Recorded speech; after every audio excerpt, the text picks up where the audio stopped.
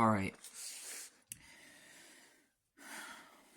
What happens when you realize you are serving evil? What happens when you realize you are on the bad side in an evil system?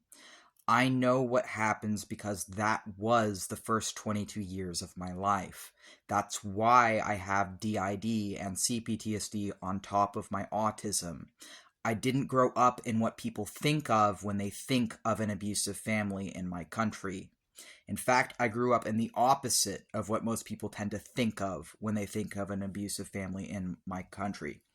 The same men who are often presenting themselves as your friends, family, teachers, and peers are far more dangerous than someone who tells you outright that they are your enemy. Covert narcissism is when a narcissist can hide in plain sight, and we're living in a world run by them, where there is no lesser evil, when the death of children is seen as an acceptable cost to the illusion of free will. And in case anyone's wondering, I was raised half and half in a lot of ways. And what do I mean by that? I was raised half Christian and half anti-theist type of atheist. I was raised for the first half of my childhood, I would say more like evangelical Protestant Christian. And then for the rest of my childhood to teens, I was raised anti-theist atheist. I was raised around both Republicans and Democrats because my direct family was Democrats, my extended family was Republican. I lived with my Republican extended family for a time. I saw both sides. In my specific instance, the Republican family that I was sent to live with in my teens was healthier for me, treated me better, and treated me with more love and kindness than the ally, atheist, skeptic Democrat family that I was raised by.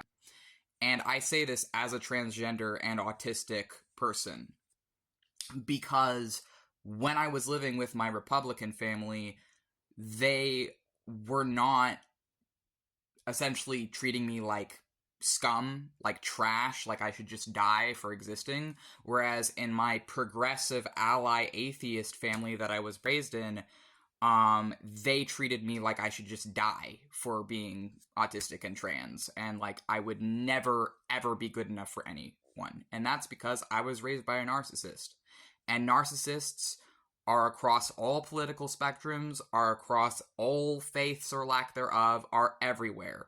But the thing is I have noticed trends, and I've noticed that I am far from alone in my experiences, and that there is normalized abuse in this country, and people are blind to it unless they've experienced it. And I'm not going to be someone who tolerates it. I'm not going to be someone who tolerates narcissism because they're everywhere, and it is a systemic problem. And it's a problem that affects every community in our country. And I think that the start to ending this problem of systemic narcissism and mass scale loss of empathy and embracing of ignorance, intolerance, and bigotry, I think it starts with recognizing within each and every single one of us that we all have the capacity to scar a child for life. That we all have within us the capacity for abuse. And that no one is incapable of abuse. And that people become narcissists. Not everyone is like, a lot of people, they became narcissists from trauma, from their own traumatic upbringings. So I think really a start to stopping some of this is recognizing we live in a country right now that upholds, excuses, and actually praises a lack of empathy. We live in a country right now that upholds and praises a lack of empathy. So regardless of what you believe or don't believe in, it is very, very easy, but especially if someone is actually able to mask their lack of empathy and the different things they have going on, if someone is able to mask that, they have a huge advantage in the society. Someone who is not able to mask their narcissism, in which case that would be overt narcissism, is going to be at more of a disadvantage, but still often able to get away with it. Whereas someone who is able to hide and pretend to have empathy, they're in every single space in the USA right now.